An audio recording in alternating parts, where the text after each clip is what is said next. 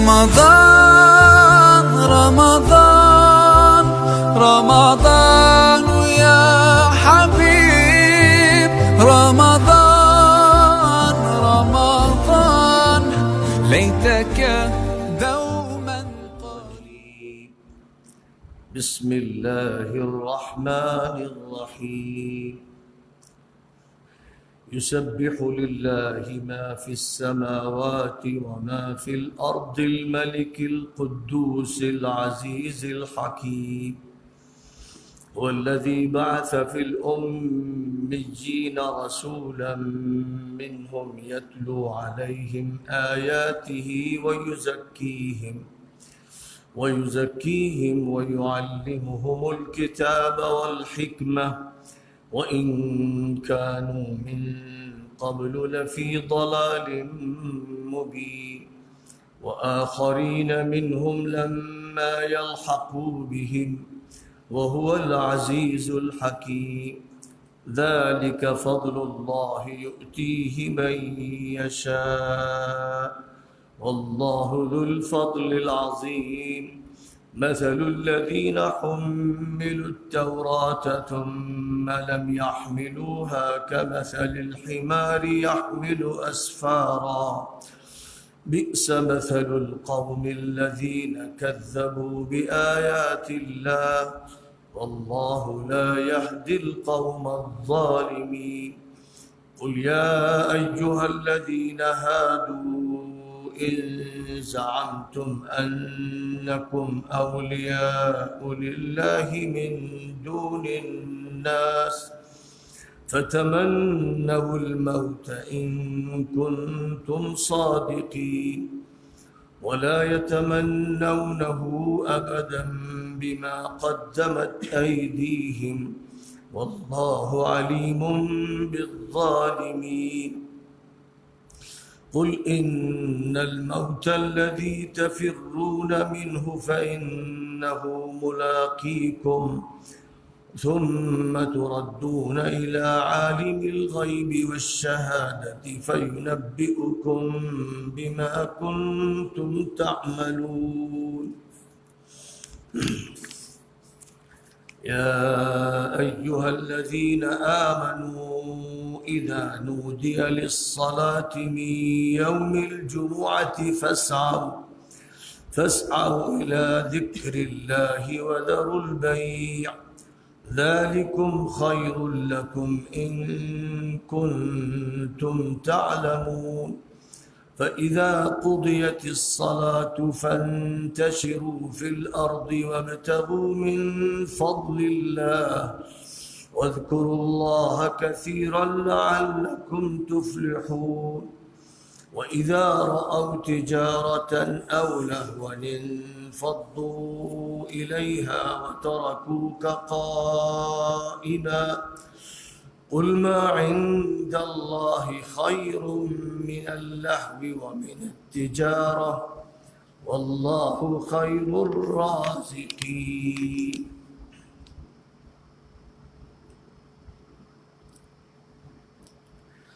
آسمانوں اور زمین کی تمام مخلوقات اللہ کی عظمت و پاکی کی ترجمانی کر رہی ہیں. جو بادشاہ ہے، مقدس ہے، غالب و زبردست ہے، دانا و حکیم ہے.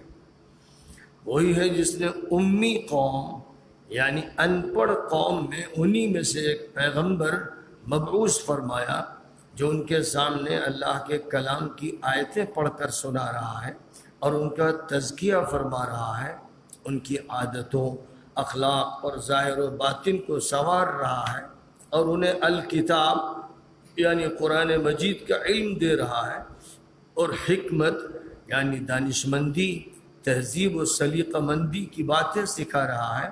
اس سے پہلے وہ لوگ کھلی گمراہی میں تھے اور ان کے بعد میں آنے والے دیگر افراد کی تعلیم و تربیت کا نظام بھی بنا رہا ہے جو ابھی ان کے ساتھ نہیں ہے، یعنی ابھی وہ مسلمان نہیں ہوئے ہیں، آئندہ مسلمان ہوں گے اور آئندہ نسلوں کے افراد کے لیے بھی. اور اللہ غالب ہے اور حکمت والا ہے. یہ اللہ کا فضل ہے، جس کو چاہتا ہے عطا فرماتا ہے اور اللہ بڑا فضل فرمانے والا ہے. ان لوگوں کی مثال جن کو تورات دی گئی تھی لیکن انہوں نے اس کی امانت نہیں ادا کی، صحیح معنی میں وہ اس کے علم بردار نہیں بنے، اس گدھے کی مثال ہے جو کتابوں کا پشتارا پیٹھ پر لادے ہو، یہ بھی صرف کتابیں لیے پھر رہے ہیں، نہ عمل، نہ تزکیہ، نہ حکمت۔ بدترین مثال، بدترین حال ہے ان لوگوں کا جنہوں نے اللہ کی آیتوں کو جھٹلایا، اور اللہ ایسے غلط کاروں، ناہنجاروں کو ہدایت نہیں دیتا ہے۔ اے وہ لوگوں جو یہودی بن گئے، اگر تمہارا دعویٰ ہے کہ تمام لوگوں کو چھوڑ کر صرف تم ہی اولیاء اللہ ہو، اللہ کے عزیز و قریب ہو، تو اگر تم سچی بات کہہ رہے ہو تو اللہ سے ملاقات کے لیے موت کی تمنا کرو۔ واقعہ یہ ہے کہ یہ اپنے کرتوتوں اور بدعملیوں کی وجہ سے اس کی تمنا کر ہی نہیں سکتے، یہ تو زندگی کے حریص ہیں، چاہے کفر و شرک کے ساتھ جئیں، اور اللہ ان ظالموں کو خوب جانتا ہے۔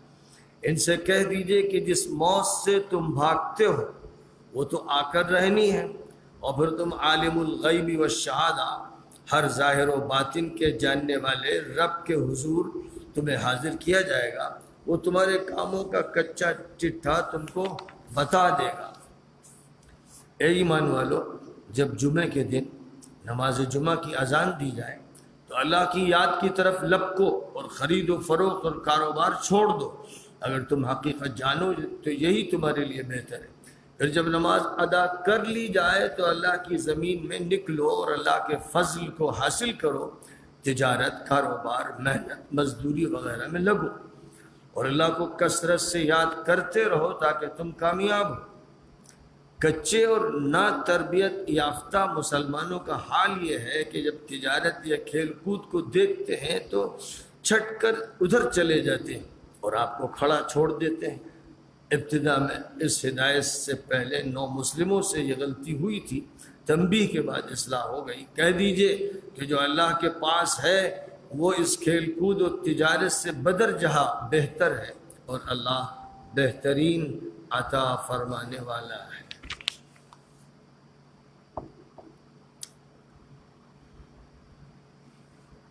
سورۃ الجمعہ کی یہ آیات کریمہ ہے کہ آپ کے سامنے پڑھی گئی 11 آیتیں ہیں، اور یہ سورہ مدینہ منورہ میں اس موقع پر نازل ہوئی تھی جب ایک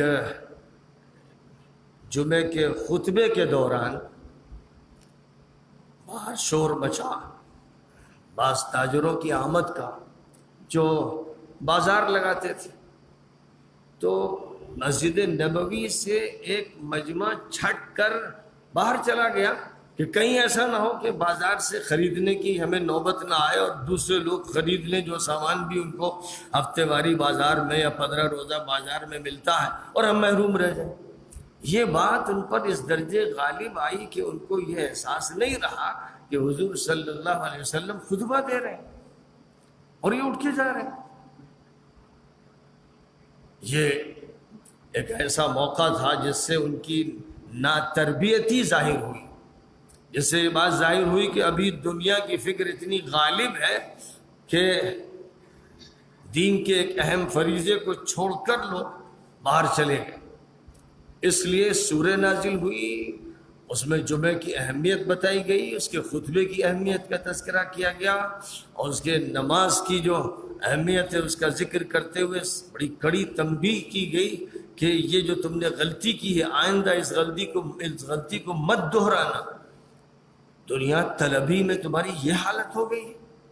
اب یہ کیونکہ 9 مسلم تھے، تربیت ابھی ان کو پوری نہیں ملی تھی، اور بالخصوص جمعے کے احکام کیا ہیں اور جمعے کے خطبے کے احکام کیا ہیں اور باہر جانا ممنوع ہے اور پوری توجہ سے خطبہ سننا ہے، یہ ساری باتیں ابھی ان کو اس طرح نہیں معلوم تھی اور اس طرح ان کے ذہن میں نہیں بیٹھی تھی کہ یہ غلطی نہ کرتے۔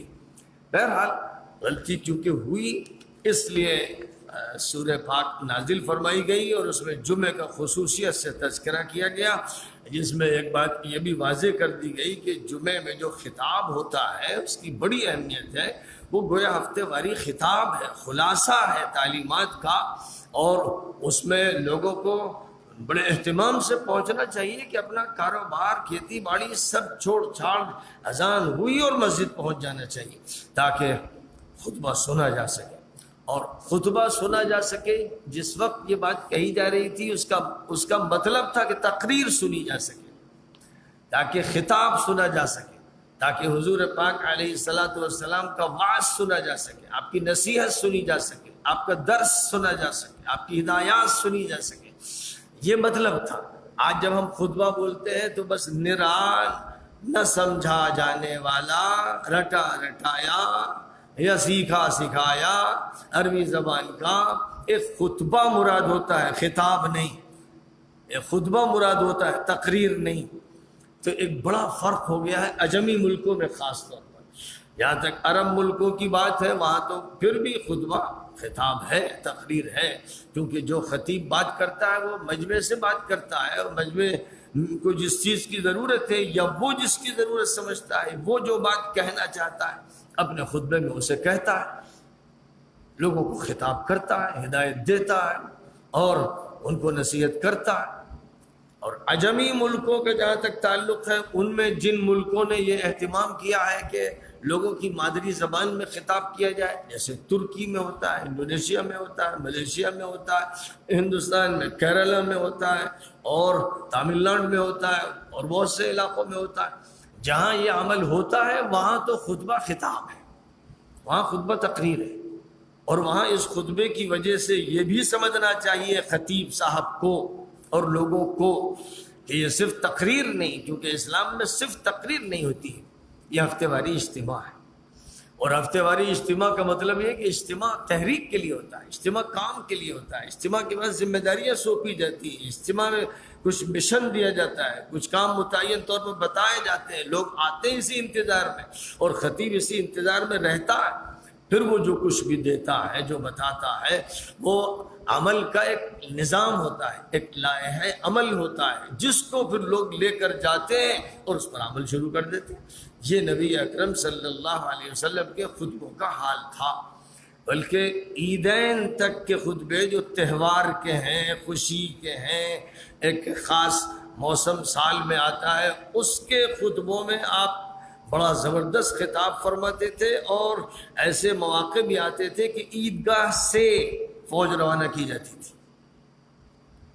جماعت روانہ کی جاتی تھی، فوج روانہ کی جاتی تھی. سالانہ اجتماع ہوا ہے، سالانہ اجتماع کے بعد جہاں جہاں مہم ہے، جہاں ضرورت ہے، وہاں لوگ بھیجے جا رہے ہیں.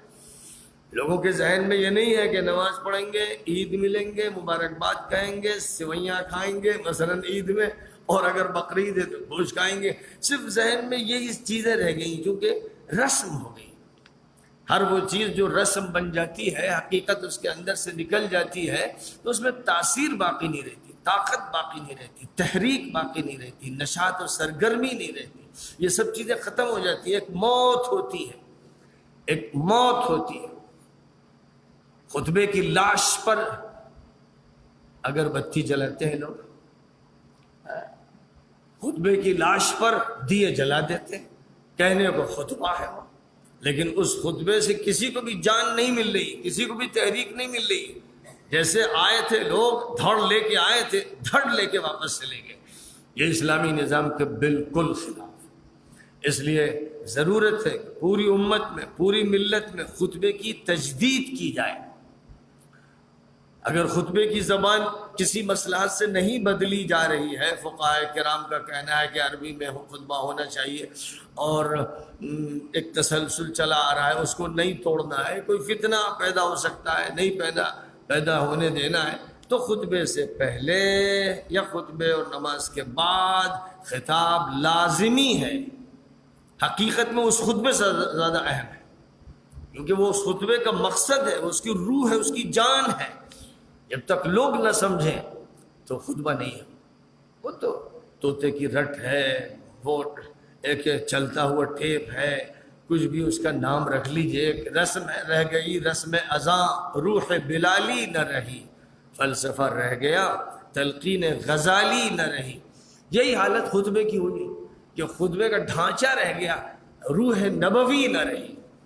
روح نبوی، روح ابو بکری، روح عمری، روح عثمانی، روح علوی، اور جو بھی حضور اکرم صلی اللہ علیہ وسلم کے نمائندہ رہے، چاہے حکمرانی کے ساتھ رہے ہوں یا تعلیم و تربیت میں رہے ہوں یا دعوت و تبلیغ میں رہے ہوں یا اصلاح حال میں رہے ہوں، جس شعبے کی جس نے نمائندگی کی اس کو نمائندگی کرنی ہے تحریکی طور پر، نمائندگی کرنی ہے بڑی سرگرمی اس کے ساتھ، اور سرگرمی پیدا کرنے کے لیے، نہ اسے مردہ ہونا ہے نہ دوسروں کو مردہ چھوڑ دینا ہے۔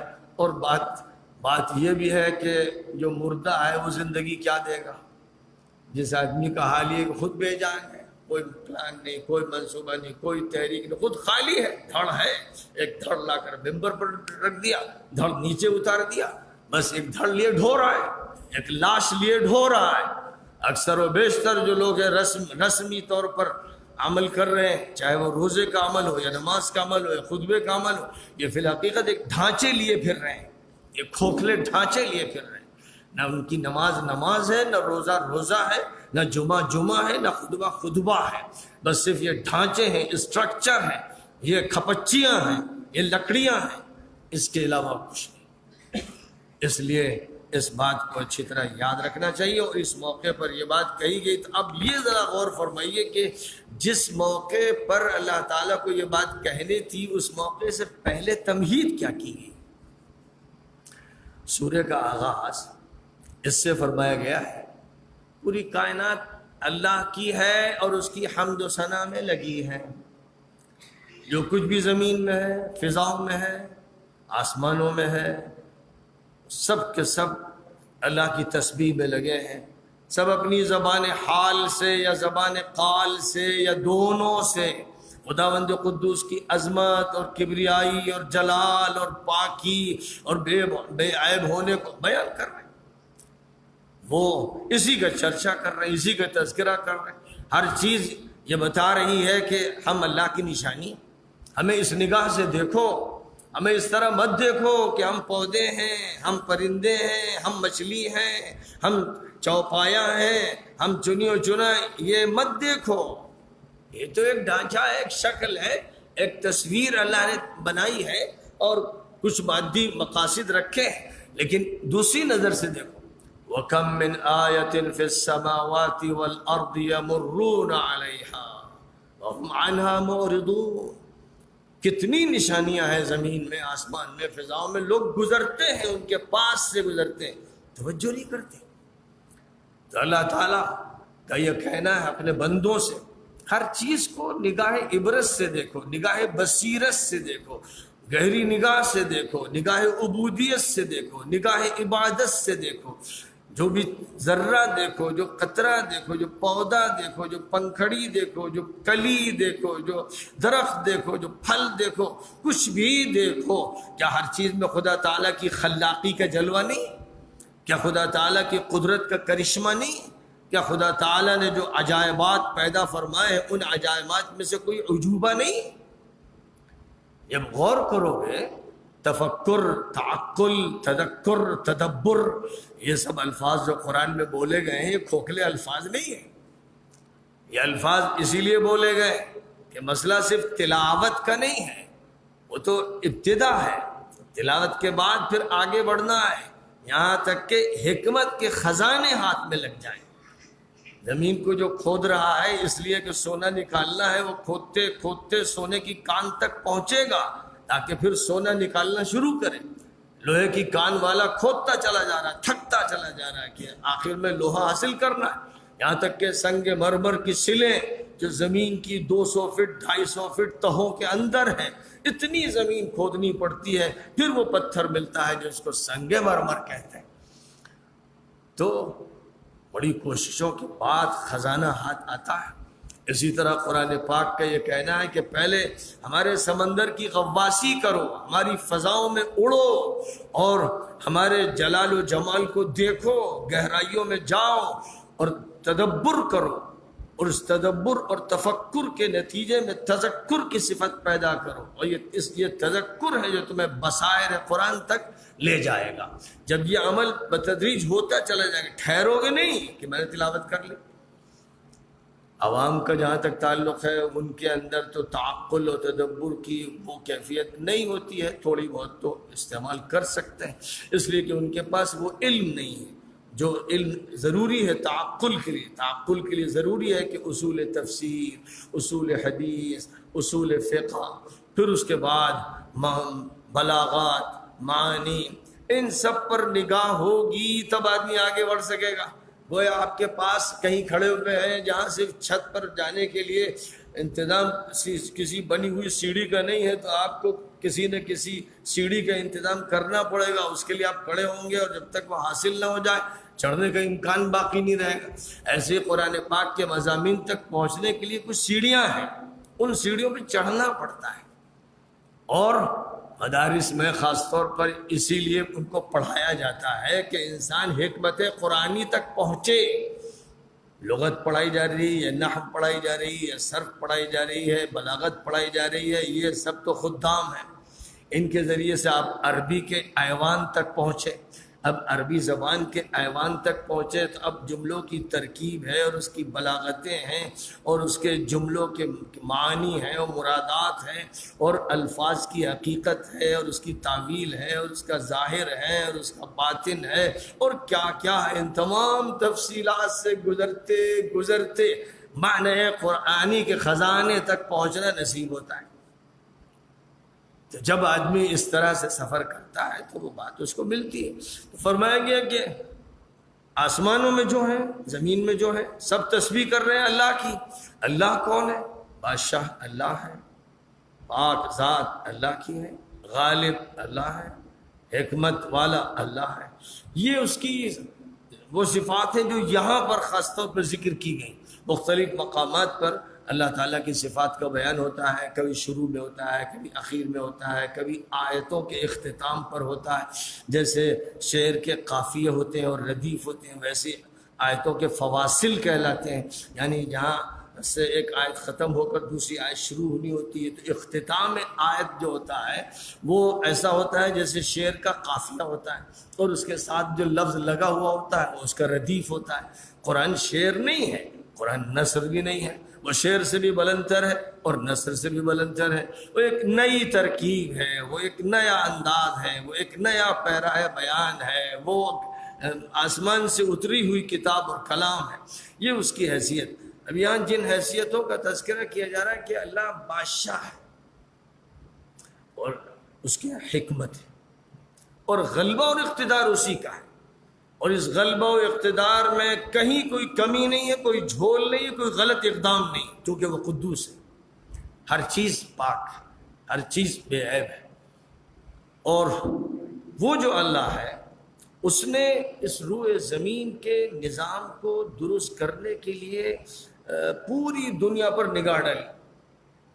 اس کے سامنے ایران بھی تھا، اس کا پہلوی ادب تھا، اس کے فارسی شاہ نامے تھے، اس کا لٹریچر تھا، اس میں کبھی مانی کی حکومت، کبھی مزدک کی حکومت، کبھی زردشت کی نبوت، اور کبھی بڑی بڑی تاریخی چیزیں رہی ہیں، بڑے بڑے حکام رہے ہیں، اور ایک ایسا حاکم بھی رہا ہے سائرس یا خسرو کہ جس نے پوری دنیا پر حکومت کی ہے، اور قرآن میں ذوالقرنین کی حیثیت سے اس کا نام لیا گیا ہے۔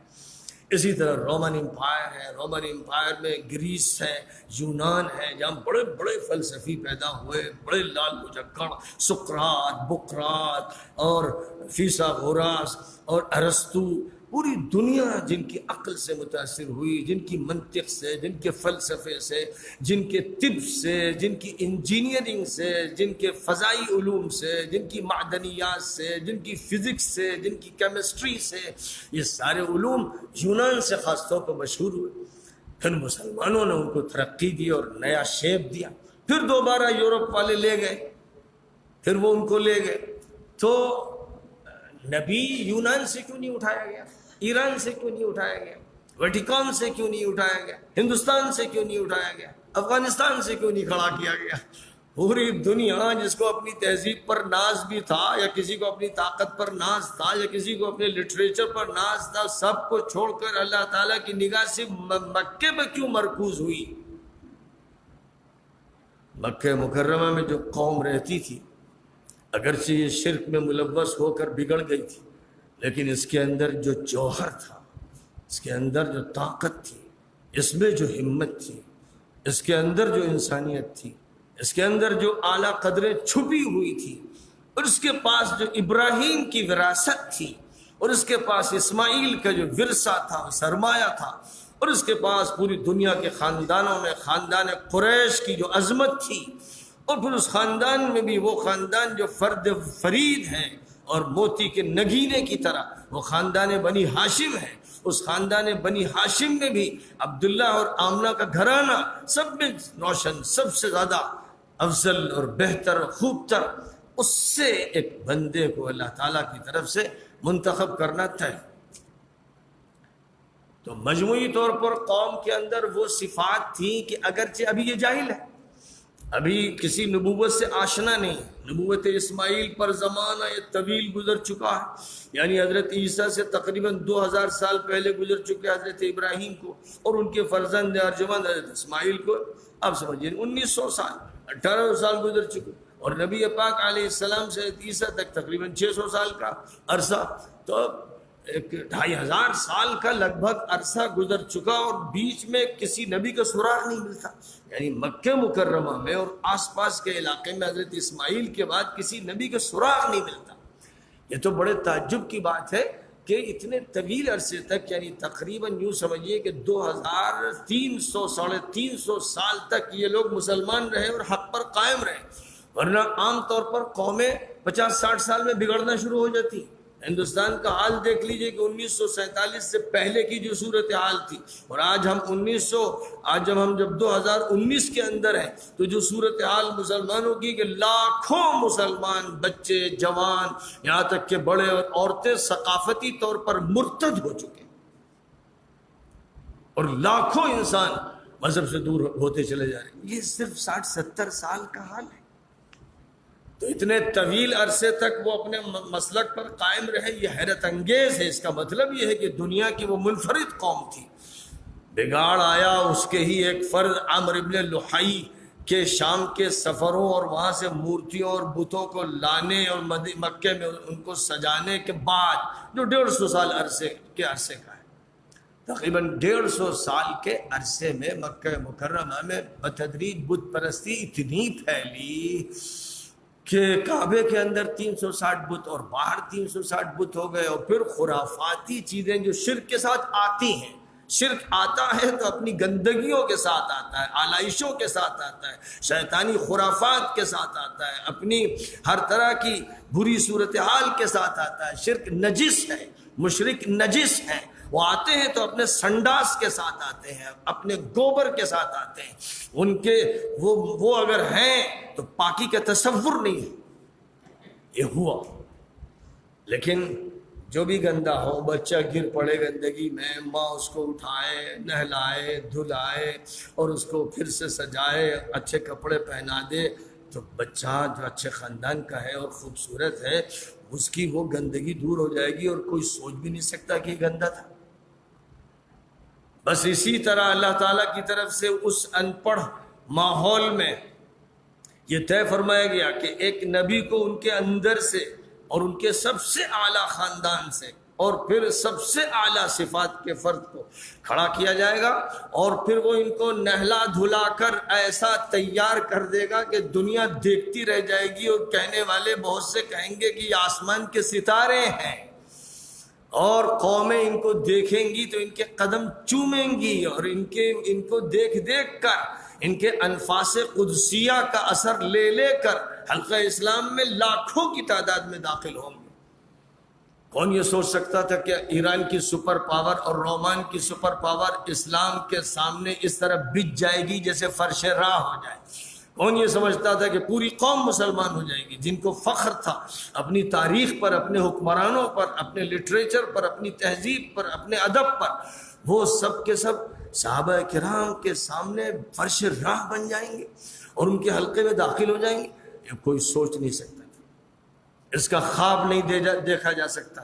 لیکن اب یہ جو انقلاب آیا، عراق میں آیا، شام میں آیا، یمن میں آیا، اور اس کے بعد پھر افریقہ کی شمالی پٹی میں آتا چلا گیا، اور ادھر ایران کے راستے سے خراسان میں اور ترکستان میں اور افغانستان میں اور ہندوستان میں اور کتنے اسی طرح استھان تھے جہاں تبدیلیاں ہوتی گئیں اور 100% لوگ بدلتے چلے گئے۔ اس کے پیچھے راز کیا ہے؟ یہ ایک بہت بڑا سوال ہے۔ یہاں یہ بات فرمائی گئی کہ اللہ تعالیٰ نے ایک ان پڑھ کو، جنہوں نے کسی اسکول میں مدرسے میں نہیں پڑھا، ان کا کوئی استاد نہیں تھا ظاہری، ان کو کھڑا کیا ایک ایسی قوم میں جو ان پڑھ تھی۔ ان پڑھ تھی کا مطلب یہ کہ اس نے جدید تہذیب کی تعلیم گاہوں میں زانوئے تلمس تحلیل کیا تھا۔ ان میں سے کوئی یونان کے فلسفے کا پڑھنے والا نہیں تھا، کوئی ایران جا کر شاہنامہ نہیں پڑھ رہا تھا یا فلسفہ نہیں پڑھ رہا تھا۔ اس نے یہ نہیں کیا تھا تاکہ اللہ چاہتا تھا کہ لگاوٹ نہ لگے، ملاوٹ نہ ہو اور اختلاط نہ ہو، بالکل یہ نکھرے ستھرے رہیں، بس گندگی جو ان کی لگ گئی ہے وہ صاف کر دی جائے، دھو دی جائے۔ یہ ابھی بلٹیں گے اور بھیڑیں گے اور لڑیں گے، اپنی گندگی کو گندگی نہیں سمجھیں گے، وقت لگے گا ان کو نہلاتے دھلاتے۔ بچہ بھی جب نہلاؤ دھلاؤ تو چیختا ہے، چلاتا ہے، سمجھتا ہے اس پر ظلم ہو رہا ہے۔ یہ سب بھی ہوگا، ان نادانوں کے ساتھ یہ ہوگا، لیکن اس کے بعد ان کو جب تیار کر دیا جائے گا تو بہت بڑا انقلاب آئے گا، عالمی انقلاب آئے گا۔ اور قرآن میں جب یہ کہا گیا وَالَّذِي أَرْسَلَ رَسُولَهُ بِالْهُدَى وَدِينِ الْحَقِّ لِيُظْهِرَهُ عَلَى الدِّينِ كُلِّهِ وَلَوْ كَرِهَ الْمُشْرِكُونَ، اللہ تعالیٰ نے اپنے پیغمبر کو ہدایت دے کر اور دین برحق دے کر اس لیے بھیجا ہے تاکہ ان کو تمام ادیان پر، ان کے دین کو تمام ادیان پر اور ان کو تمام دنیا کے لوگوں پر غالب کر دے۔ یہ مقصد متعین کیا گیا۔ تو اگر یہ مقصد متعین کیا گیا تو اس کے لیے مکہ مکرمہ کے خاندان قریش کے بنی ہاشم کے ایک فرزند کا انتخاب کیوں کیا گیا؟ اس کے جوابات قرآن پاک میں جا بجا ہیں۔ کہیں مثلا یہ بات کہی گئی کہ مکہ ہی تو ناف دنیا ہے، مکے ہی سے تو آبادی شروع ہوئی، مکے ہی میں تو آدم اور حوا کو اتارا گیا، مکے ہی میں تو سب سے پہلا اللہ کے لیے گھر بنایا گیا، مکہ ہی تو ہے جو تمام حاجیوں عمرہ کرنے والوں کا مرکز، مکہ ہی تو ہے جو سینٹر آف ڈائریکشن ہے، جو ساری نماز پڑھنے والے اسی کی طرف رخ کرتے ہیں۔ کتنی فضیلتیں ہیں مکے کی، ابتدا مکے سے۔ تو جب یہ صورتحال ہے تو مکے کی اس حیثیت کو تو واضح ہونا ہی چاہیے تھا، اور کسی مرکزی دین کے لیے مرکزی جگہ ہونی چاہیے تھی، اور مرکزی جگہ مکے سے بہتر کوئی نہیں ہو سکتی۔ تو اس لیے شہر کا انتخاب، پھر قوم کی خصوصیات کی بنیاد پر قوم کا انتخاب، پھر محمد عربی علیہ السلام کی خصوصیات اور امتیازات کی بنیاد پر ان کا انتخاب، یہ سب ہوا۔ لیکن اس انتخاب کے پیچھے جو عظیم الشان مقصد کار فرما ہے اور وہ عالمی ہے، انٹرنیشنل ہے۔ اتنا بڑا مقصد لے کر اگر کوئی تحریک اٹھانی ہے تو اس تحریک کی بنیادیں کتنی زبردست ہونی چاہیے۔ آپ کو ملٹی سٹوری بلڈنگ اٹھانی ہے، 5 منزلہ بلڈنگ ہے تو بھی کتنی موٹی چوڑی مضبوط بنیاد دی جاتی ہے، اور اگر جناب والا 20 منزل 40 منزل تو اس کے لیے پھر زمین میں بھی آپ کو 2-3 منزل اترنا پڑتا ہے۔ کیسے زبردست لوہے کے راڈ استعمال کیے جاتے ہیں، اور کتنے انتظامات ایسے کہ کبھی یہ سوچا نہ جا سکے کہ زمین میں دھستی چلی جائے بلڈنگ، زیادہ سے زیادہ اس کو مضبوط کیا جاتا ہے جتنا زیادہ اٹھانا ہے۔ اگر تحریک صرف ایک شہر کے لیے ہوتی، صرف جزیرۃ العرب کے لیے ہوتی تو تحریک کی بہت مضبوط بنیادوں کی ضرورت نہیں تھی، تحریک تو پوری دنیا انسانیت کے لیے تھی۔ تو اب یہ معلوم ہونا چاہیے کہ بھئی وہ کون سا طریقہ کار ہے، وہ کون سا نصاب ہے، وہ کون سا اسلوب ہے جس کو پیش کیا گیا ہے، جس سے تبدیلی لانی۔ تو آپ کو بڑی حیرت ہوگی جب یہ اعلان کیا جائے گا کہ 4 مضامین کے نصاب کی بنیاد پر تعلیم گاہ کا قیام عمل میں لایا گیا، جس نے انٹرنیشنل اور عالمی انقلاب برپا کر دیا۔ اب ہم لوگ 1450 سال کے بعد بیٹھے باتیں کر رہے ہیں، تو وہ تاریخی حقیقت ہے۔ اب نظریہ نہیں اس وقت یہ بات کہی جا رہی تھی، اس وقت تو شکوک و شبہات لوگوں کو تھے، اور لوگ کہہ رہے تھے دیکھیے اونٹ کس کروٹ بیٹھتا ہے. لیکن آج جب ہم یہ بات کر رہے ہیں تو ہمارے سامنے سیر صحابہ ہے، سیر تابعین ہے، سیر فاتحین ہے، سیر غازین ہے، اور سیر ائمہ و مجتہدین ہیں. ان کی سیرتیں ہیں، ان کی سوانح ہیں، ان کے کارنامے ہیں، ان کے غزوے ہیں، ان کی فتوحات ہیں، سب واقعہ ہیں، فیکٹ ہیں، فیکٹ. یہ ہوا، یہ ہوا، یہ ہوا، جو نہیں ہو سکتا تھا وہ ہوا. تو اب ہوا تو اسی نصاب سے ہوا. کیا بات ہے کہ یہی نصاب کہنے کو، یا جیسا کہا جاتا ہے، یہ مدرسوں میں پڑھایا جا رہا ہے. بہت دعویٰ ہے، خاص طور پر ہم لوگوں کا، بر صغیر کے مدرسے کے لوگ تو یہ کہتے ہیں کہ پوری دنیا میں سب سے زیادہ بہتر حالت مدرسوں کی ہماری ہے. ہم آزاد بھی ہیں، اور ہم مدرسوں میں قرآن اور حدیث اور فقہ وغیرہ سب پڑھا رہے ہیں. یعنی یہاں تلاوت آیات کتاب کا تذکرہ ہے، تزکیہ کا تذکرہ ہے، تعلیم الکتاب کا تذکرہ ہے، تعلیم الحکمت کا تذکرہ ہے. یہ صرف 4 سبجیکٹس ہیں، 4 مضامین ہیں، 4 نصاب کی کتابیں ہیں، یا نصاب کے مضامین ہیں.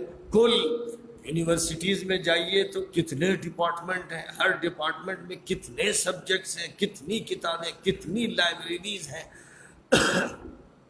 اور یہاں قرآن پاک یہ چھوٹا سا نصاب بتا رہا ہے. ہم کہتے ہیں کہ بھئی ہمارا نصاب یہی ہے، اور اس کے بعد ہمارے نصاب میں 10 کتابیں ہیں مختلف مضامین کی.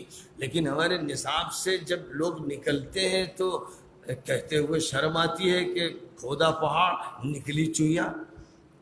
یعنی بڑے بڑے عظیم الشان مدرسے اور زبردست بلڈنگیں اور زمینیں اور تنخواہیں اور کیا کیا. لیکن جب افراد نکل رہے ہیں تو ایسا لگتا ہے کہ وہ اپنے قریے کے اندر بھی حیثیت نہیں رکھتے کہ قریے کا نظام اپنے ہاتھ میں لے لیں. وہ قریے میں بھی کسی گاؤں کے مگھے پولیس والے یا تھانے دار یا پردھان کے ماتحت ہیں. یہ کیا ہو گیا ہے؟ یہ قلب ماہیت ہو گئی ہے، یہ مسخ ہوا ہے، یہ ترقی معکوس ہو رہی ہے، یہ فہم مغلوط ہے. کیا بلا ہے، کون سا جادو ہے، کیا شعبدہ ہوا ہے؟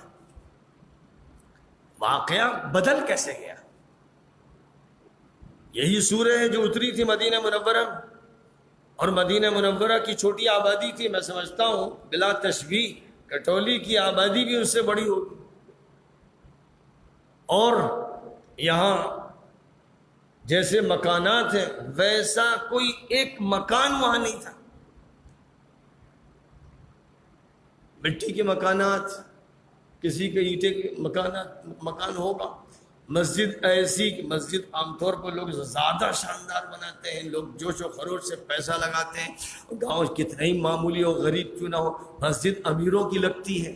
لیکن وہاں کی جو مسجد ہے، جو امیر الامراء اور حضور پاک علیہ السلام جو سید الاسیاد بلکہ سید الانبیاء والرسل ہیں، ان کی مسجد ایسی ہے کہ زمین پر جو ہے مورنگ پڑی ہوئی ہے، اور کھمبے کھجور کے تنوں کے ہیں، اور چھت جو ہے اس میں پتے اور مٹی اور اسخر کی گھاس وغیرہ استعمال کی گئی ہے.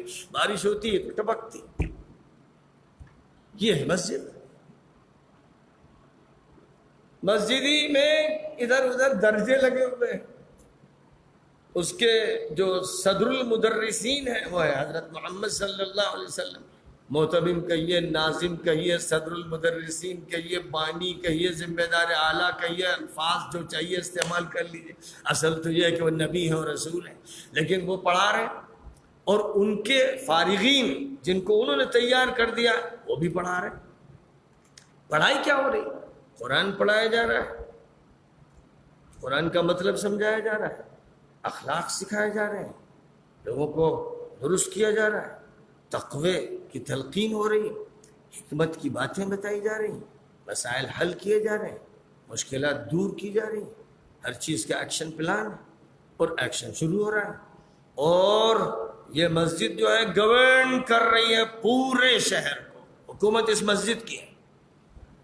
اب باہر کی جو دنیا ہے اس میں کوئی محلے کا کوئی فرد اور کوئی کھیت اور باغ اور کوئی دکان اور کمپنی ایسی نہیں ہے جس کا تعلق مسجد سے نہ ہو، سب مسجد سے مربوط بھی ہیں اور سب پر حکومت مسجد کی ہے، سب کا نظام مسجد سے بن رہا ہے، یعنی مدرسے سے۔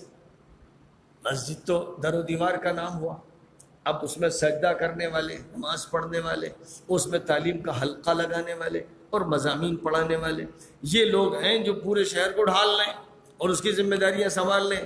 تو اب یہ جو یہاں سے فارغ ہو رہے ہیں وہ صرف امام نہیں بن رہے، صرف خطیب نہیں بن رہے، صرف مولوی صاحب نہیں بن رہے، صرف صوفی جی نہیں بن رہے، بلکہ یہاں سے دیکھا یہ جا رہا ہے کہ جو فارغ ہونے والے وہ فوجی بھی ہیں اور کمانڈر بھی ہیں اور سپاہی بھی ہیں اور تھانے دار بھی ہیں اور ڈاکٹر بھی ہیں اور وہ رضاکار بھی ہیں، بڑے بڑے بزنس مین بھی ہیں اور بڑے زبردست کمپنی ہولڈرز بھی ہیں اور ایکسپورٹرز بھی ہیں اور امپورٹرز بھی ہیں اور پولیٹیشینز بھی ہیں اور مینیجرز بھی ہیں۔ کون سا شعبہ حیات ہے جو انہوں نے سنبھال نہ رکھا؟ جو لوگ پڑھتے ہیں، جو لوگ فارغ ہوئے ہیں، پورا نظام ان کے ہاتھ ہے۔ بس معلوم یہ ہوا کہ اصل بات یہ ہے، مضمون کہنے کو تو 4 ہے لیکن یہ 4 نہیں ہے، یہ 400 ہے، یہ 4000 ہے، یہ 4 لاکھ ہے، یہ پوری زندگی پر حاوی ہے، کیونکہ قرآن وَنَزَّلْنَا عَلَيْكَ الْكِتَابَ تِبْيَانًا لِكُلِّ شَيْءٍ، ہر چیز کا بیان ہے، ہر چیز کو بتا دیا گیا ہے، مجمل بتایا گیا ہے، حدیث میں تفصیل کر دی گئی ہے، اور جو اصحاب فقہ اور اصحاب اجتہاد ہیں وہ ان دونوں پر غور کر کے پورا لائحہ عمل تیار کر لیتے ہیں۔ تو یہ وہ طریقہ تعلیم ہے جس میں طاقت پیدا ہوئی اس لیے کہ جو بھی چیز پڑھائی جا رہی ہے وہ ایکشن میں لائی جا رہی ہے، بالکل ہر وقت۔ اس نے وہ ڈائنامزم پیدا کیا ہے۔ تو اب یہ جو ایجوکیشنل سسٹم ہے ڈائنامک ہو گیا ہے، دینامیکی، عربی میں آج کل وہی لفظ استعمال کیا جانے لگا ہے کہ اس میں یعنی جیسے کوئی موٹر چلایا جا رہا اور اس کی وجہ سے پوری لائٹ جل رہی ہو، پنکھے چل رہے ہوں، اس موٹر کی وجہ سے وہ پاور ہاؤس تیار ہو رہا ہو، جو پاور ہاؤس بجلی سپلائی کر رہا ہے، جس کی وجہ سے ظلمتیں چاک کر دی گئیں۔ یہ صورتحال تھی۔ بہرحال عنوانات تو موٹے موٹے یہ ہے کہ سب سے پہلے قرآن پڑھانا ہے، اور قرآن اس طرح پڑھانا ہے کہ لگے کہ لحن ربانی گونج رہا ہے، ایسا معلوم ہو کہ پہاڑ آپ کے ساتھ گنگنا رہے یا گونج رہے ہیں، پرندے چہچہا رہے ہیں، اور سمندر میں جو جاندار ہیں اور باہر جو کچھ ہے وہ سب آپ کے ساتھ تسبیح میں مشغول ہیں، آپ کو یہ لگے، آپ کا باطن یہ ادراک کر رہا ہو کہ آپ ہم آہنگ ہیں، ساری کائنات آپ کے ساتھ مل کر اس سر کو اور اس گیت کو اور اس نغمے کو دہرا رہی۔ تلاوت اسے کہتے ہیں۔ تلاوت کسی اکیلے انسان کا بیٹھ کر بس پڑھ لینا نہیں ہے، ظاہر ہے کہ ہر آدمی میں یہ سوچ نہیں، یہ وسعت نہیں، یہ بلندی نہیں، تو اب ہر شخص مکلف بھی نہیں، لیکن حقیقت میں نبی پاک علیہ الصلاۃ والسلام جب تلاوت کراتے تھے تو آپ دیکھیے حدیثوں میں آپ نے تو سبحان اللہ، الحمدللہ، لا الہ الا اللہ، اللہ اکبر، ہمیشہ ان کو آسمان سے اور جنتوں سے جوڑ کے بتایا کہ پڑھتے ہو تم وہاں ایک پودا لگ جاتا ہے، یعنی آپ کی دنیاوی زندگی کو اور آپ کے کلمات کو ہمیشہ عالم بالا سے جوڑ کر بتایا۔ تو جب عالم بالا سے آپ جڑ رہے ہیں تو یہ دنیا تو کچھ رہی نہیں کہ یہاں تو آپ چھلانگ لگاتے ہیں، اور چھلانگ لگاتے ہیں تو آپ ایک جست میں آسمان پر پہنچ جاتے ہیں، پھر عرش معلیٰ تک پہنچ جاتے ہیں۔ آپ کو جو تعلیم دی جا رہی ہے وہ ایسی تعلیم ہے جو دنیا میں کہیں نہیں دی جا رہی۔ ہر جگہ تعلیم جو دی جا رہی ہے وہاں آپ اوپر سے نیچے آتے ہیں، آپ زمین سے چمٹ جاتے ہیں، آپ زمین کے ذروں کو دیکھتے ہیں، اس کے اندر اترتے ہیں، معدنیات کو دیکھتے ہیں، پانی کو دیکھتے ہیں، زیادہ سے زیادہ گیسز کو دیکھتے ہیں، تو آپ یہاں الجھ کے رہ جاتے ہیں۔ لیکن اسلامی تعلیم کے مرکز میں پہلے ہی سبق میں بندے کو اللہ سے ملا دیا جاتا ہے، بندہ روحانی سفر کرنا شروع کر دیتا ہے۔ اب اس کا دماغ جو ہے وہ صرف اس دنیا میں نہیں ہے بلکہ اڑان اڑ رہا ہے، وہ جبرائیل کے پر میں گویا کہ اٹک گیا ہے اور وہ فرشتوں کے ساتھ وابستہ ہو گیا ہے۔ تو اب اس کی تلاوت بھی تلاوت ربانی بن گئی ہے، کیونکہ اللہ نے سکھایا فرشتوں کو، فرشتوں نے سکھایا یا جبرائیل نے سکھایا محمد صلی اللہ علیہ وسلم کو، انہوں نے سکھایا اپنے صحابہ کو، صحابہ نے سکھایا تابعین کو۔ تو نقلاً اور بعد نقلن یا درسن بعد درسن اور جیلن بعد جیلن قرات بھی منتقل ہوتی چلی آ رہی۔ تلاوت منتقل ہوتی چلی آ رہی اور تلاوت کی کیفیت منتقل ہوتی چلی آ رہی. اور احادیث میں جب ان کے فضائل بیان کیے جاتے ہیں تو فضائل کا مطلب صرف یہ نہیں ہوتا ہے کہ آپ ثواب کی گنتی کر لیجئے، بلکہ فضائل کا مطلب یہ ہوتا ہے کہ زمین و آسمان کے قلابے ملا دیے گئے. اب آپ صرف زمین پر مت رہیے، قرآن کی تلاوت کیجئے تو سمجھیے کہ آپ آسمان پر پہنچ گئے ہیں، آپ کے سامنے فرشتے بیٹھے ہوئے ہیں اور آپ ان کے جلو میں بیٹھ کر اللہ میاں سے ہم کلام ہیں، آپ کو معراج ہو رہی. تو بہرحال تلاوت ہر حرف صحیح طور پر ادا کیا جائے، ہر آیت صحیح انداز سے پڑھی جائے، ان کے حقوق ادا کیے جائیں، ان کو یاد کیا جائے، ذہن میں بٹھایا جائے، ان کی صحیح ادائیگی ہو. ایک مرحلہ یہ ہے، اور یہ امت کا پرائمری مرحلہ ہے. پرائمری کورسز اسکول کے اور مکتب کے جو آپ نے رکھ دیے سو رکھ دیے ہوں گے، لیکن بنیادی طور پر یہ ہے، یہ اساس ہے. اس اساس پر پرائمری کلاسز کی تیاری ہونی ہے کہ پہلے زبان قرآن کی عادی ہو جائے، زبان آشنا ہو جائے قرآنی الفاظ سے، عربی کے الفاظ و جملوں سے، اور پھر قرآن کے لحن سے. اور اسی ضمن میں قرآن پڑھتے رہیے، اور آپ انگریزی پڑھیے، اردو پڑھیے، ہندی پڑھیے، حساب پڑھیے، کوئی مسئلہ نہیں. یہ سب نوکر چاکر ہے. شہزادے کے گھر میں رہنا چاہیے. گھر خالی اور ویران رہے گا تو شہزادہ بھی بیچارہ اکتا جائے گا، کہاں جائیں. اس لیے یہ سب اس نوکر چاکر علوم ہیں، ان کو رکھیے، ان سے خدمت لینی ہے. کسی سے کھانا پکوانا ہے، کسی بھشتی سے پانی بھروانا ہے، کسی سے اور کچھ کام کرنا ہے، تو ان کو اس مقصد سے رکھنا چاہیے. تو جو اسلامک پرائمری اسکول ہوگا اس میں قرآن کی جو حیثیت ہوگی وہ سر کی ہوگی، سردار کی ہوگی، بادشاہ اور شہزادے کی ہوگی. باقی جتنے علوم آپ پڑھائیں جیسی ضرورت محسوس کریں. کسی گھر میں 10 ملازم ہوتے ہیں، کسی میں 5 ہوتے ہیں، کسی میں 2 ہوتے ہیں.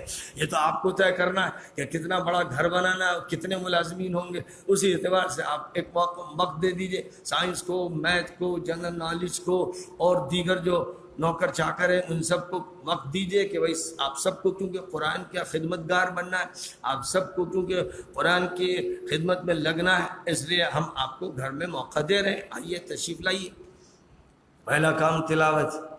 اس کے بعد جو کام ذکر کیا گیا ہے وہ تو چھوڑ دیا لوگوں نے، اس کو چھوڑ دیا.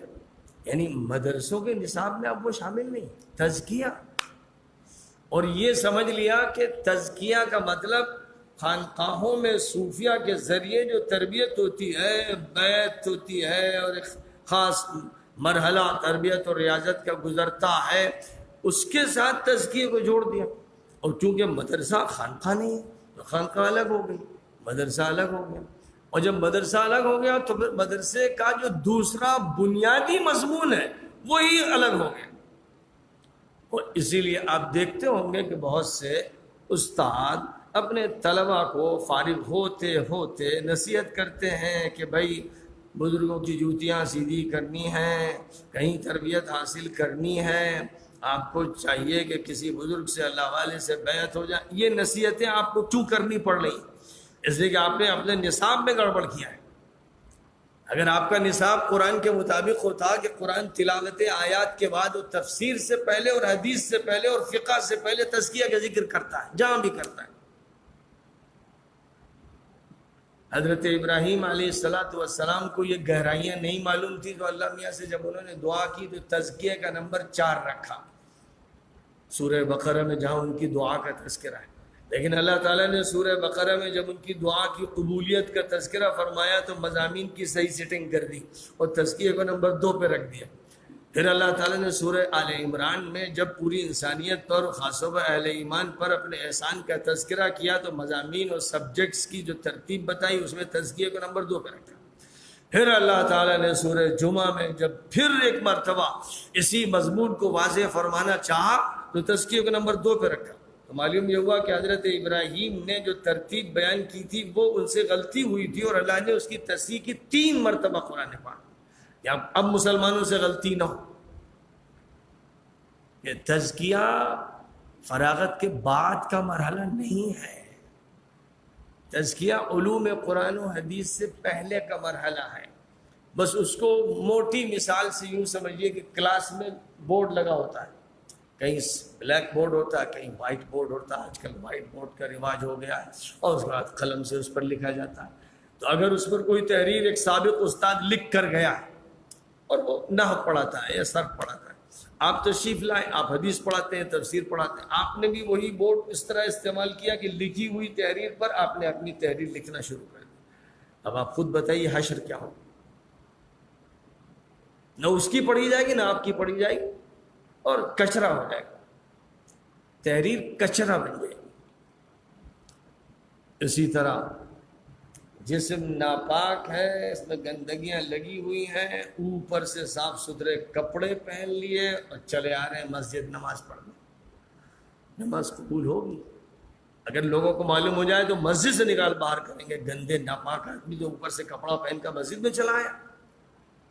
تو اگر یہ بات ہوگی اس وقت جب کہ جسم ناپاک ہوگا، غلاظت لگی ہے، پیشاب لگا ہوا ہے، اوپر سے کپڑے پہنے آ گئے، لوگوں کو معلوم ہو جائے گا تو دھکے دیں گے اور نفرت کا اظہار کریں گے. تو کھال زیادہ قیمتی ہے یا کھال اور گوشت اور ہڈیوں کے اندر رہنے والا دل زیادہ قیمتی؟ اگر دل زیادہ قیمتی ہے اور ایک مضبوط ہڈی اور بال اور کھال اور پھر ہڈی اور اس کے بعد پٹھوں کے نیچے جو سیل محفوظ ہیں بھیجے کے اندر، وہ زیادہ قیمتی ہے یا یہ بال زیادہ قیمتی ہے؟ ظاہر ہے کہ وہ سیل دماغ کے زیادہ قیمتی ہیں، دل زیادہ قیمتی ہے. تو اب آپ بتائیے کہ اگر وہ ناپاک ہے تو جسم کو کتنے اچھے صابن سے رگڑ کے آپ نے دھو لیا اور خوب عطر بھی پوت لیا اور کپڑے بھی خوب اچھے پہن لیے، تو وہ اللہ جو دل پہلے دیکھتا ہے وہ تو صرف نجاست دیکھے گا. ان اللہ تبارک و تعالی لا ينظر الى صورکم ولا الى اجسادکم ولكن ينظر الى قلوبکم واعمالکم. تو جس کی نگاہ پہلے قلب پر جاری، قلب گندا ہے تو پھر اللہ کہے گا نکل میری مسجد سے. کہاں سے آ گیا تو نماز پڑھنا؟ پہلے اپنے دل کو صاف کر. اور یہ ہم سب جانتے ہیں کہ کتنی بہترین شادی کا موقع ہو، کیسے عمدہ کھانے پکے ہوئے ہوں، لوہے کی زنگ آلود پلیٹیں لوگوں کے سامنے رکھ دی جائیں اور پھر بریانی گرم گرم لائی جائے. کون ہے بدذوق جو اس میں کھائے گا؟ نفرت سے لوگ کھانا پھینک دیں گے. لوہے کی زنگ آلود، یا فرض کیجئے کہ صاحب بڑی چینی کی پلیٹیں ہیں لیکن گندی ہیں، گندے پانی میں دھوئی گئیں اس طرح کہ اس میں صابن لگا ہوا ہے اور میل لگا ہوا ہے، پلیٹ لا کے رکھ دی گئی. آپ اس میں قورمہ نکالیں گے؟ تو کھانے کی چیز، جو کھانا آپ جب کھائیں گے تو وہ غلاظت بن جائے گا، اندر جاتے ہی وہ غلاظت بن جاتا ہے اور غلاظت کی شکل میں نکلتا ہے. تھوڑی دیر پہلے آپ اتنا اس کی فکر کرتے ہیں کہ اس میں ادنا بھی کوئی چیز ناپسندیدہ شامل نہ ہو جائے. تو کیسی عجیب بات ہے کہ تفسیر، حدیث اور فقہ کا جو سبق ہے، جو کھال پر نہیں ڈالا جاتا اور بال پر نہیں ڈالا جاتا، دل میں ڈالا جاتا ہے، دماغ میں ڈالا جاتا ہے. دونوں ظرف جو ہے ایسے ہیں جیسے لوہے کی زنگ آلود پلیٹ ہو یا چینی کی ناپاک پلیٹ ہو. تو کیا اس میں کھانا قبول کیا جائے گا؟ بس اب یہیں سے معلوم ہو گیا کہ عالمیت سے پہلے تزکیہ ہونا ضروری ہے. قرآن آپ داخل کریں گے، آپ حدیثوں کا سبق پڑھائیں گے، آپ فقہ پڑھائیں گے، یعنی کھانا ایک سے ایک عمدہ کھانا گندی پلیٹوں میں نکالیں گے تو نفرت کے مارے لوگ اٹھ کے بھاگ جائیں گے. اب یہاں تو ظاہر ہے کہ دل کوئی دیکھ نہیں رہا ہے، لیکن فرشتوں کو یہ علم ہوگا تو فرشتے نفرت کریں گے، اللہ نفرت کرے گا. اور جب اللہ نفرت کرے گا اور فرشتے نفرت کریں گے اور نبی نفرت کریں گے تو مدرسے سے اچھا مولوی تیار ہوگا؟ قابل نفرت مولانا ہوں گے، قابل نفرت مولوی مفتی ہوگا، کیونکہ اس کی پلیٹ صاف نہیں تھی. اس نے معلومات لی اور معلومات جتنی لیتا گیا وہ پلیٹ کی خرابی کی وجہ سے وہ خراب ہوتی گئی. اب وہ لوگوں کے سامنے جب آ رہا ہے تو لوگ تلاش کر رہے ہیں کہ بھئی صحابہ کا منظر نظر آئے، صلحاء کی شکل نظر آئے، اس کے اندر ایمان کی روشنی نظر آئے، اس میں قلب کی رقت نظر آئے، اس میں تاثیر نظر آئے. اس کا فقدان وہ ملی ہے نہیں. تو اب وہ بیچارے ادھر ادھر شکوہ کرتے ہیں، دیکھیے آج کل یہ ہو رہا ہے، یوں ہو رہا ہے. لیکن وہ جو شکوہ کرتے ہیں وہ شکوہ بالکل صحیح ہے، اور قرآن اس کی تصدیق کرتا ہے کہ اصل میں جو مرحلہ تھا یتلو علیہم آیاتی کے بعد یزکیہم کا مرحلہ تھا، اس کے ساتھ ہی تھا، اس مرحلے کو فراموش کرنے کے یہ نتائج ہیں کہ گندی پلیٹوں میں تمہیں قورمہ دیا جا رہا، بریانی دی جائے گی۔ تو پہلا کام یہ ہوا کہ ابتدا کی جائے قرآن کے بول سے، لیکن تزکیہ کا عمل شروع ہو جائے۔ اب تزکیہ ہے کیا؟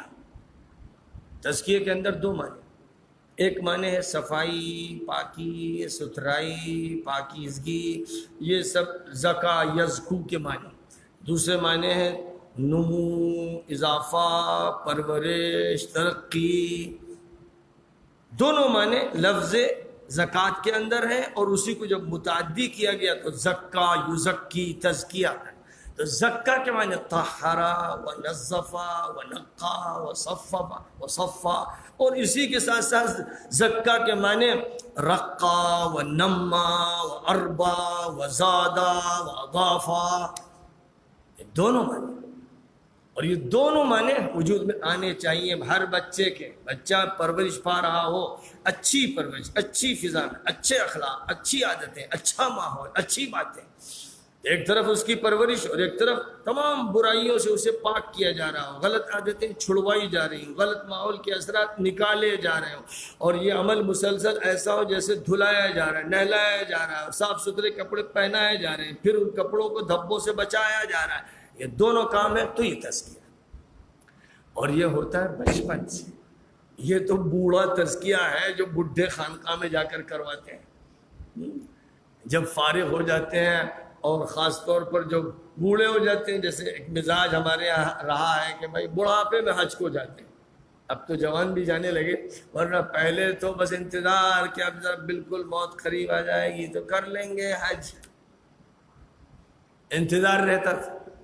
اور یہی صورتحال لوگوں کی ہے خانقاہ کی تربیت کے بارے میں، کہ جوان جو ہیں وہ خانقاہ کی تربیت کی طرف نہیں مائل ہوتے ہیں، بس بوڑھے اور بزرگ جو ہیں وہ سوچتے ہیں کہ بھئی اب دنیا کا دور ختم ہونے والا ہے، آخرت قریب کھڑی ہوئی ہے، تو کچھ تزکیے کا اہتمام کر لیا جائے۔ تو یہ جو ہوتا ہے بے وقت ہوتا ہے۔ ٹھیک ہے، دیر آیت درست آیت انشاءاللہ اس کا بھی فائدہ ہے، اللہ تعالیٰ تو سب کو عطا فرماتا ہے، لیکن اس کا جو وقت ہے وہ طفولت کا ہے، یعنی پرائمری کلاسز کا وقت ہے۔ اس وقت سے تزکیے پر عمل ہونا چاہیے، تاکہ اب صاف ستھری چمکتی ہوئی پلیٹیں رکھی ہوئی ہیں، کھانا نکالنے کا جی چاہ رہا ہے، وہ پلیٹ تقاضا کر رہی ہے کہ عمدہ کھانا میرے اندر نکالیے، خود پلیٹ خوبصورت ہے کہ وہ دیکھنے میں اچھی لگ رہی ہے، پھر اس پہ کھانا سجائیے تو اور اس کے جمال میں اضافہ ہو جائے گا۔ اب اس کے کسی کو بھی پیش کریں گے، بھوک نہ لگ رہی ہوگی تب بھی اس کو اتنا اچھا لگے گا کھانا کہ لے لے گا۔ یہ فرق ہوتا ہے۔ کتنے لوگ ہیں جو دعوتوں میں جاتے ہیں اور بہت اچھے کھانے ہوتے ہیں، جو جی نہیں چاہتا، بھوک نہیں ہے، لیکن کھا لیا چاہے پیٹ خراب ہی کیوں نہ ہو جائے۔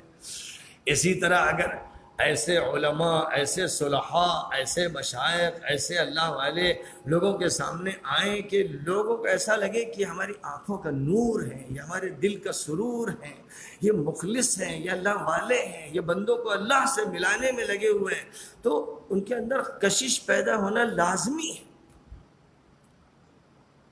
تو اس لیے جو نصاب ہے اسلامی نصاب، ظاہر ہے کہ سب سے پہلے ہم لوگوں پر لازم ہے کہ اپنی جامعہ میں، اپنے تمام مدارس میں نصاب اس ترتیب سے پڑھایا جائے، قرآن ایسا ایسا کہ لحن داؤدی کی یادیں تازہ ہو جائیں، اور پھر تزکیہ ایسا ایسا کہ طفولت کی عمر میں بچہ چمکتا ہوا ہیرا ہو اور صاف ستھرا موتی ہو، اس کو اس طرح بنا دیا۔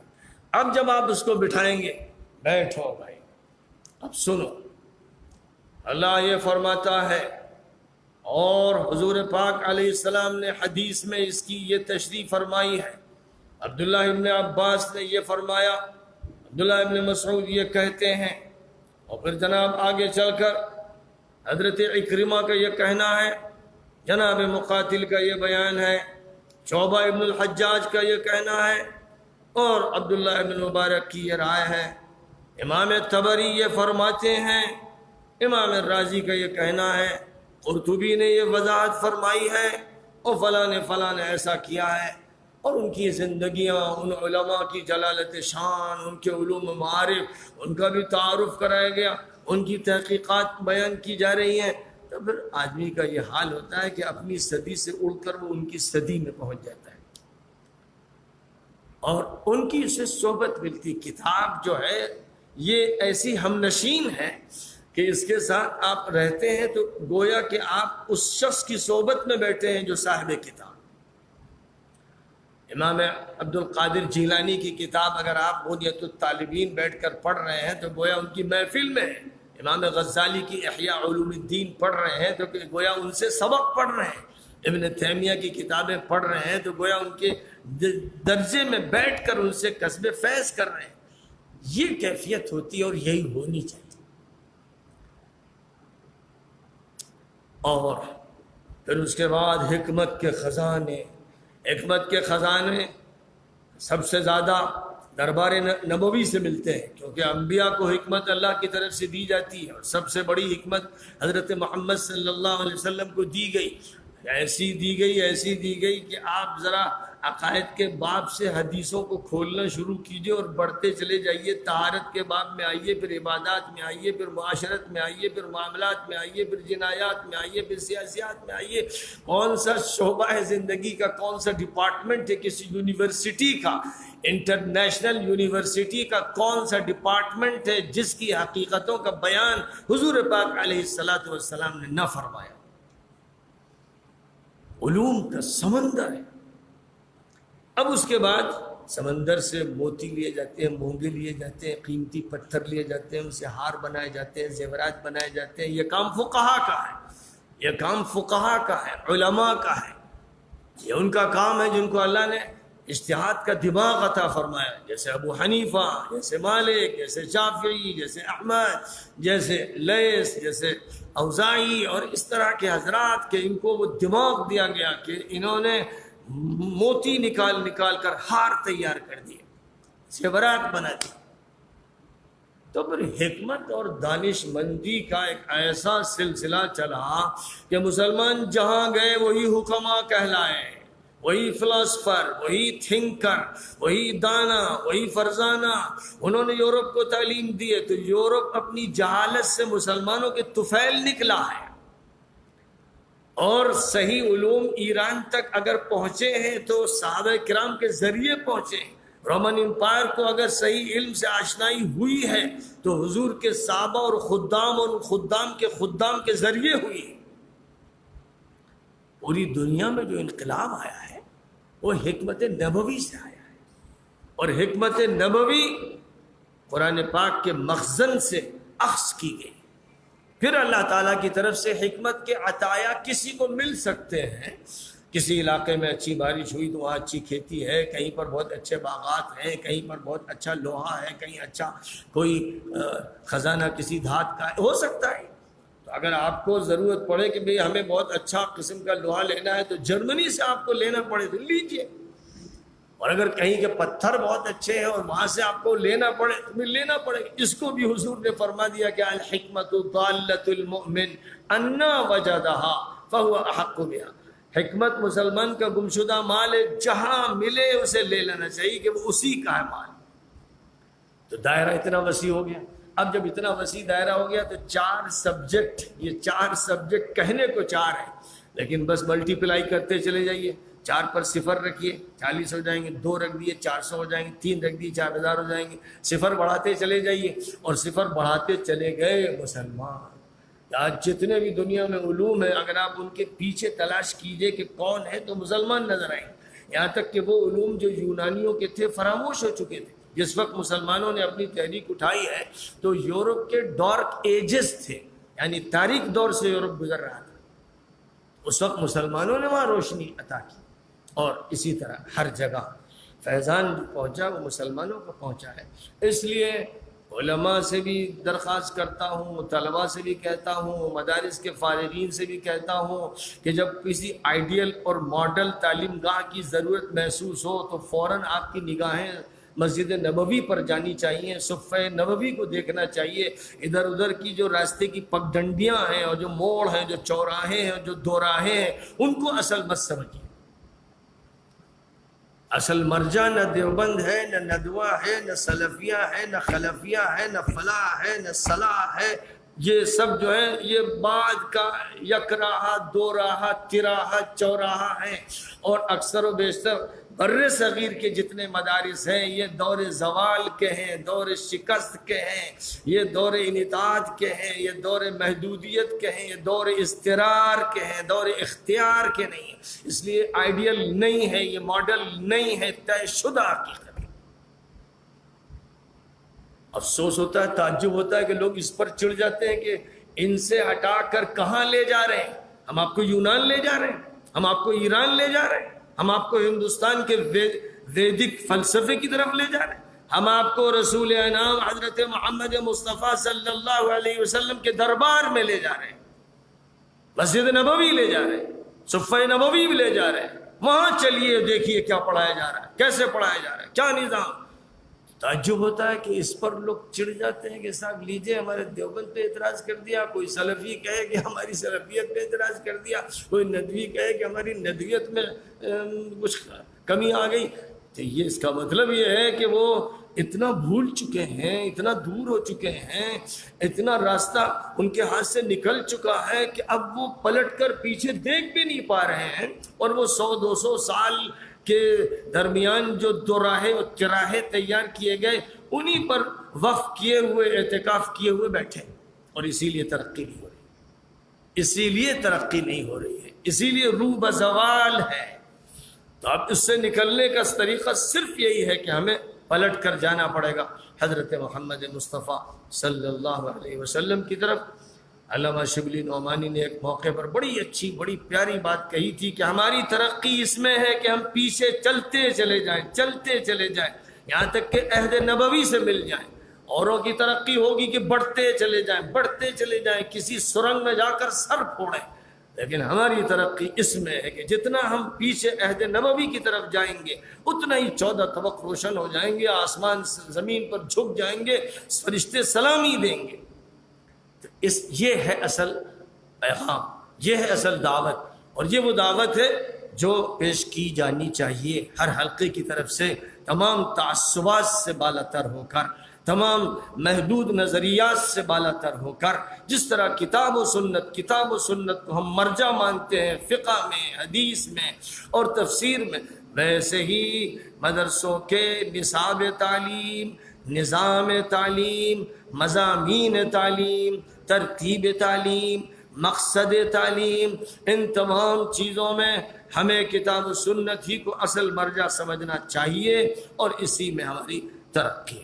فرمایا گیا کہ جو ابھی نبی کے دور میں ہیں ان کو تو تیار کیا جا رہا ہے، وَآخَرِينَ مِنْهُمْ لَمَّا يَلْحَقُوا بِهِمْ. ابھی جو نسلیں ابھی سامنے نہیں آئیں ان کی بھی اسی نہج پر تربیت ہونی ہے. اگر آپ چاہتے ہیں کہ اس دور کی یادیں تازہ ہوں تو پھر آئندہ کی نسلوں کے لیے کہہ دیا گیا. اس کا مطلب یہ ہوا کہ ہم لوگ جس دور میں ہیں وہ اسی سلسلہ نسل کا امتداد ہے اور ہمیں وہیں سے جڑنا ہے، ہمیں اور کہیں کھڑے نہیں ہونا ہے. جس طرح اللہ نے فرمایا کہ وَأَنَّ هَذَا صِرَاطِي مُسْتَقِيمًا فَاتَّبِعُوهُ وَلَا تَتَّبِعُوا السُّبُلَ. ادھر ادھر کے راستوں میں مت پڑنا، یہ سیدھا راستہ جو جا رہا ہے اللہ میاں تک پہنچائے گا اور دنیا میں نبی سے ملائے گا، محشر میں ملائے گا. اس راستے پہ چلیے بس. اور یہ فرمایا گیا یہ ہے فضل الہی، یہ سب کو یوں ہی نہیں مل جاتا، یہ اللہ کا فضل ہے، اللہ جس کو دینا چاہتا ہے دیتا ہے. پھر اس کے بعد اب دیکھیے یعنی اس کے مقابل ہوگا تو کیا ہوگا، بڑی بڑی خطرناک قسم کی اور بڑی افسوسناک، بڑی ہیبت ناک مثال دی گئی ہے جس سے انسان کو بڑی چوٹ لگائی گئی ہے، بڑا صدمہ اس کے ذہن پہ ڈالا گیا ہے، اس کو متنبہ کرنے کے لیے وہ بات کہی گئی. یہ بات کہی گئی کہ اگر اس نہج نبوی پر تمہارا مدرسہ اور تعلیم گاہ نہیں ہوگی تو پھر یاد رکھو کہ تعلیم گاہ ایسی ہوگی جس سے گدھے تیار ہو. یہ ہے الفاظ سخت ترین ہے، لیکن بات وہی ہے. یہ ہے نہج. نہج کا مطلب یہ نہیں کہ آج کل ہمارے مدرسوں میں قرآن حدیث پڑھائے جاتے ہیں، یہ بولتے ہیں مدرسے والے، جھوٹ بولتے ہیں. قرآن و حدیث کا 1,00,000واں حصہ پڑھاتے ہیں آپ. اگر آپ قرآن و حدیث پڑھاتے تو پھر ابو بکر حکومت پہ بیٹھے ہوتے، عمر سے ایران اور روم کے لوگ ڈر رہے ہوتے، کانپ رہے ہوتے، اور شہر القدس جا کر وہ بیت المقدس کی یا وہاں کے بڑے کلیسا کی چابی لے رہے ہوتے.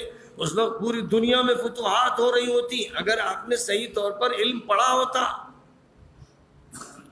تو وہ علم چونکہ نہیں پڑھا جا رہا ہے، اس لیے وہ نتائج نکل رہے ہیں جو نکل رہے تھے بیت المدراس سے. بیت المدراس یہودی اسکول کو کہتے تھے. مدینہ منورہ میں اسکول تھے، یہودیوں نے ان کا نام رکھا تھا بیت المدراس. یہ نیا نام، مطلب یہ اسکول، یہودی اسکول، جیوش اسکول. وہاں تورات پڑھائی جاتی تھی، تلمود پڑھائی جاتی تھی، اور ان کی کچھ اور کتابیں پڑھائی جاتی تھی، اور جو عصری مضامین اس دور کے پڑھاتے ہوں گے وہ کچھ پڑھاتے ہوں گے. تو اب وہاں کے فارغین کا حال دیکھ لیجیے، تقابل کیجیے. یہ مدرسے نبوی ہے، وہ مدرسے یہودی ہے. دونوں کے فارغین کو دیکھیے. مثل الذين حملوا التوراة ثم لم يحملوها كمثل الحمار يحمل أسفارا.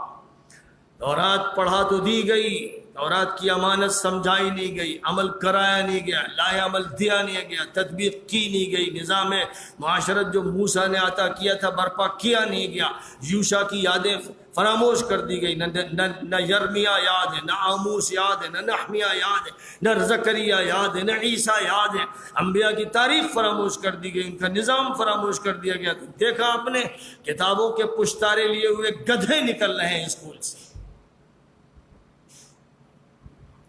تو یہ مت سمجھیے گا کہ صرف ان کے بارے میں یہ بات کہی جا رہی. جہاں بھی یہ صورتحال ہے وہاں سے فارغ گدھے ہو رہے ہیں.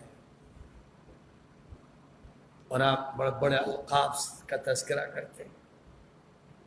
ان القاب کا حال یہی ہے کہ القاب مملکت فی غیر موضعها. جیسے بڑی بڑی بادشاہت کے القاب ہیں. مثلا یہاں یہ لوگ بیٹھے ہیں، میں یہ کہوں یہ تو وزیر اعظم ہیں، یہ وزیر دفاع ہیں، یہ وزیر اعلیٰ ہیں، تو لوگ صرف قہقہی لگائیں گے کہ بھائی کیا تماشا ہے. ویسے القاب مملکت فی غیر موضعها. بر محل نہیں ہے، یہ بے محل القاب ہے.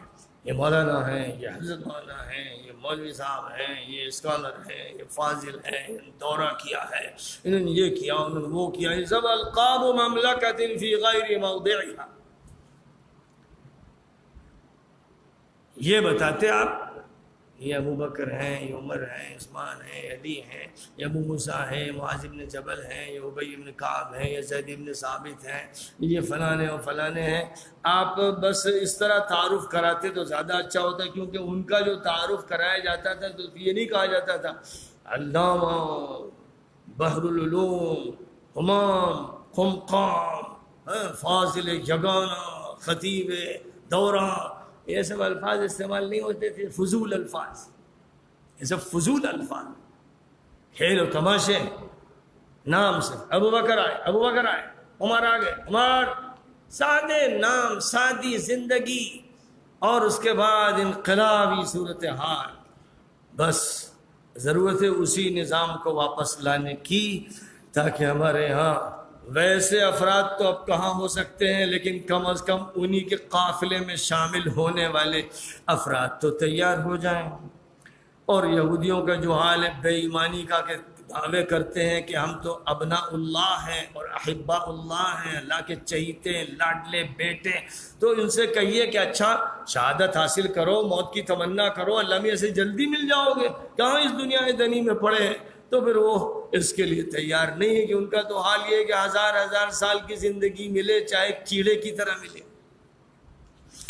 بہرحال یہ تھا وہ مضمون جو آپ کی خدمت میں پیش کرنا تھا. اور جمعے کے بارے میں بات پہلے ہی کہہ دی گئی. اب یہ کہ اس آیت کو، یہ آیت سورہ آل عمران میں بھی ہے، سورہ بقرہ میں 2 جگہ پر آئی ہے، اور یہ سورہ جمعہ میں ہے۔ اس طرح کل 4 مرتبہ اللہ تعالیٰ نے اس نظام تعلیم کا تذکرہ کیا ہے، جس سے اس کی اہمیت بالکل واضح ہو جاتی ہے۔ اور حضرت ابراہیم کی دعا میں چونکہ تزکیہ نمبر 4 پر چلا گیا تھا، اس لیے اللہ تعالیٰ نے اس کی سیٹنگ ٹھیک کی اور یہ فرمایا کما ارسلنا فیکم رسولا منکم یتلو علیکم آیاتنا ویزکیکم وَيُعَلِّمُكُمُ الْكِتَابَ وَالْحِكْمَةَ وَإِنْ كَانُوا مِنْ قَبْلُ لَفِي ضَلَالٍ مُبِينٍ۔ یہاں مضامین ٹھیک کیے گئے۔ لَقَدْ مَنَّ اللَّهُ عَلَى الْمُؤْمِنِينَ إِذْ بَعَثَ فِيهِمْ رَسُولًا مِنْ أَنْفُسِهِمْ يَتْلُو عَلَيْهِمْ آيَاتِنَا وَيُزَكِّيهِمْ وَيُعَلِّمُهُمُ الْكِتَابَ وَالْحِكْمَةَ وَإِنْ كَانُوا مِنْ قَبْلُ لَفِي ضَلَالٍ مُبِينٍ۔ پھر اس کے بعد هُوَ الَّذِي بَعَثَ فِي الْأُمِّيِّينَ رَسُولًا مِنْهُمْ يَتْلُو عَلَيْهِمْ آيَاتِهِ وَيُزَكِّيهِمْ۔ ہر جگہ نمبر 2 پر تزکیہ کو رکھا گیا۔ تو اسی اہتمام کے ساتھ کام ہونا چاہیے۔ نیا سال شروع ہونے والا ہے، جامعہ کا سال بھی شروع ہوگا، تمام مدرسوں کا شروع ہوگا۔